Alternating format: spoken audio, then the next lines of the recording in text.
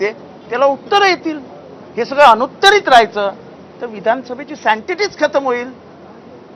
या मंदिराचं महत्व खतम करण्याचं काम सुरू झालंय. हे आम्ही अध्यक्षांच्या निदर्शनास आणू इच्छितोय. तेच करतायत. उत्तर एका विषयाचं उत्तर, बाकीच्या विषयांचं काय? 293चा प्रस्ताव हा पूर्ण महाराष्ट्राचा असतो. तो एका प्रश्नावर नसतो, एका मंत्र्याचा नसतो. आता हे बोलायचं नाही मग बोलायचं काय? आणि आम्हाला अध्यक्ष नियम सांगतात, नियमामध्ये एका दिवशी 3च्या वर लक्षवेधी घेता येत नाहीत.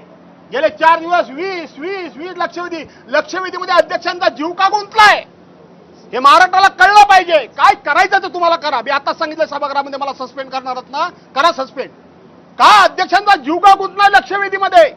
का विधेयकावर त्या ठिकाणी चर्चा का होऊ शकत नाही? हे कायदे मंडळ आहे, कायद्यावर चर्चा नाही का? परवानच्या दिवशी जनसुरक्षा विधेयक ज्याला आता डावं कडवं काय म्हटलं, का चर्चा का नाही घडवून दिली?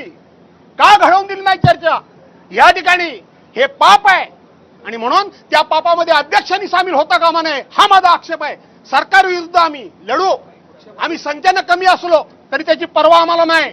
पण हे अध्यक्षांचं वागणं हे महाराष्ट्राच्या परंपरेला त्या ठिकाणी लाज आणणार आहे, शोभा न देणार आहे आणि महाराष्ट्राची उज्ज्वल परंपरा मातीत घालणार आहे हे माझं म्हणणं आहे. जाणार सभागृहात जाणार, कळणार नाही. आता एवढं बोलल्यानंतर पक्षपाती नाही तर काय?